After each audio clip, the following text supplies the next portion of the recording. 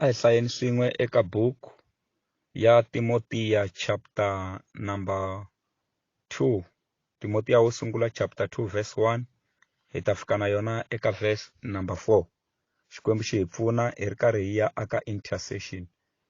Rito ra Xikwembu hlayeka hi ndlela riri, loko swi ri tano xo sungula ndzi navela hi matimba leswaku ku kombela ni ku khongela ni ku khongelela ni ku khensa swi endleriwa vanhu hinkwavo, swi endleriwa ni tihosi ni hinkwavo lava nge switshan'wini swa le henhla, leswaku hi kota ku hanya vutomi bya kurhula ni ku tsaka lebyi nga bya vukhongeri ni lebyi chavisekaka hi matlhelo hinkwawo.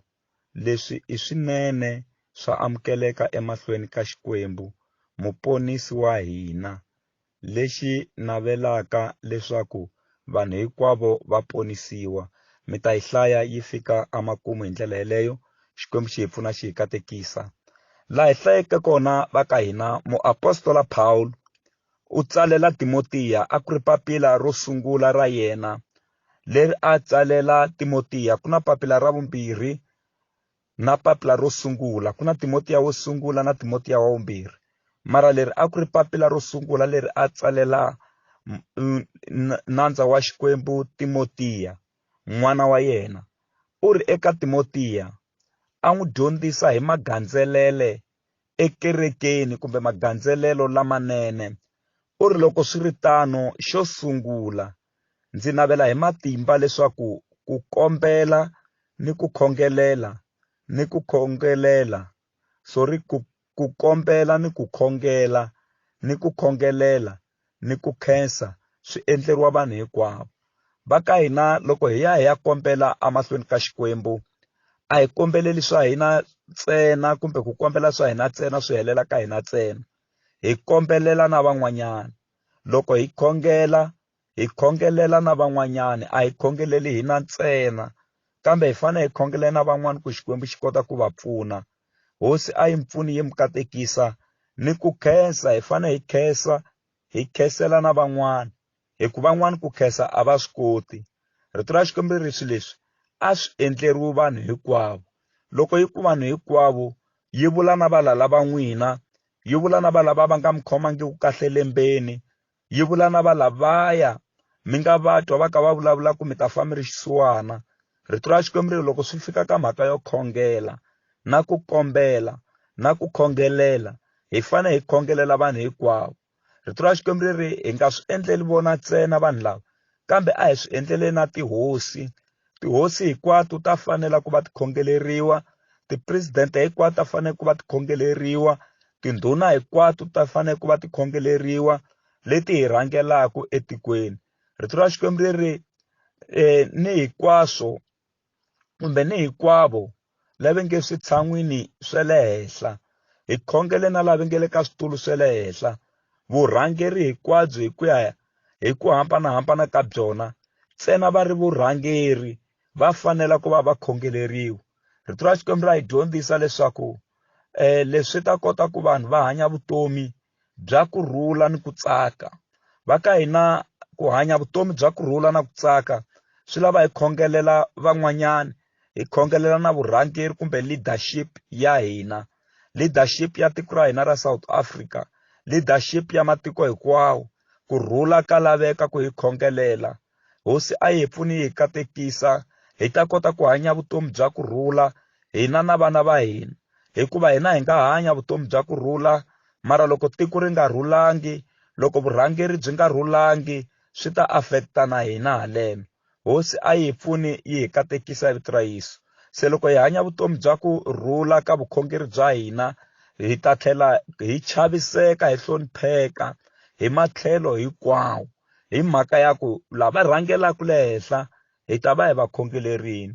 Rito ra Xikwembu ri ku leswi i swinene swa amukeleka emahlweni ka Xikwembu, muponisi wa hina, lexi navelaka ku vanhu hinkwavo va ponisiwa. Se mhaka ya ku khongela va ka hina na ku khongelela ya amukeriwa emahlweni ka Xikwembu, lexi navelaka ku vanhu hinkwavo va ponisiwa. Hi nga karhali va ka hina ku khongelela vana va hina, hi khongelela vatukulu va hina, hi khongelela maxaka ma hina, hi khongelela vanghana va hina, hi khongelela varhangeri va hina, hi khongelela vafundhisi va hina, hi khongelela presidente ya hina, hi khongelela hinkwavo tikhanselara ta hina, hi khongelela hinkwavo tiministara, hi khongelela hinkwavo tikomiti ta hina a tikerekeni, hi khongelela hinkwavo va lava nge le ka vurhangeri, hi khongelela timanejara ta hina, hi khongelela hinkwavo. Se leswi ya endlaka ku va na kurhula atikweni. Hosi a yi mi pfuni yi mi katekisa ku khongela na ku khongelela a swi endleriwe vanhu hinkwavo. Ha ri aka intercession ya siku ra namuntlha hi ri ka siku ra ku hetelela ra prayer oven. Moni ku eka n'wina swa kahle swi ya ku endlekeni, swa xiyimo xa le henhla swi ya ku endlekeni. Hosi a yi mi pfuni yi mi katekisa. Van'wani va nge swi koti ku tikhongelela, va lava n'wina ku mi yima mi khongela. Van'wani va nge swi koti ku kombela mahlweni ka Xikwembu, va lava n'wina mi va kombelela. Hosi a yi hi pfuni hi katekisa. Loko hi ri karhi hi khongelela van'wanyana, swa hina swi va swi ri ku lungheni. Loko hi khongelela van'wanyana, swa hina swi va swi ri ku sasekeni. Loko hi khongelela van'wanyana, swa hina swi va se swi ri ku boxeketeni. Xikwembu a xi mi pfuni xi mi katekisa, xi mi nyika mbilu ya ku intercede, mi khongelela van'wanyana. Hosi a yi hi pfuni hi katekisa hi vito ra Yesu Kreste. Abrahama a nga hambananga kahle na Lota, mara loko se a Sodoma xiyimo xi nga ha ri kahle, Abrahama hi yena a khongelelaka Lota ku Xikwembu xi n'wi ponisa, Xikwembu xi n'wi pfuna, Xikwembu xi n'wi endla hi tintswalo. Hambileswi Lota na Abrahama a va nga hambananga kahle, va hambanile hi ku holova ku ri na tihuwa, mara Abrahama a nga yimangi ku khongelela Lota, Abrahama a nga yimangi ku khongelela rixaka ra ka vona. Katekani hi vito ra matimba ra Yesu Kreste wa Nazareta, hi ta ya hinkwerhu ka hina hi ya khongela na ku khongelela aka mixo wa siku ra namuntlha. A mi ri na mfundhisi Mashava MH. Tiyimiseleni, tinyiketeleni ku ya khongela na ku khongelela eka awara leyi hinkwayo. Hi ta za hi ya chayisa hi 4 o'clock. Xikwembu a xi mi pfuni xi mi katekisa hi vito ra Yesu Kreste wa Nazareta. A yeni hi ya khongela, hi khongelela tiko ra hina, hi khongelela tikereke ta hina, hi khongelela vurhangeri bya hina, hi khongelela mindyangu ya hina, hi khongela Xikwembu xi kota ku hi pfuna xi hi katekisa, hi khongelela na development aka Malamulele, development a Giyani, development aka tiko ra hina.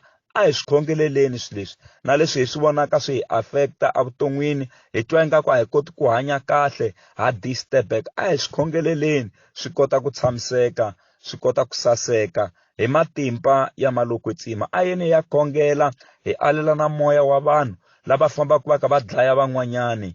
A hi swi aleleni, hi khongela, hi khongelela Xikwembu xi hi twa. Katekani hi vito ra matimba ra Yesu, mi nga rivali ku khongela na ku khongelela a swi endleriwe vanhu hinkwavo na lava nge le ka switulu swa le henhla. Hosi a yi hi pfuni hi katekisa na tihosi. Amen. Katekani hi vito ra Yesu, hinkwerhu ka hina hi ta hi ya khongela ku kondza hi ya chayisa hi 4 o'clock. Katekani hi vito ra Yesu. Amen.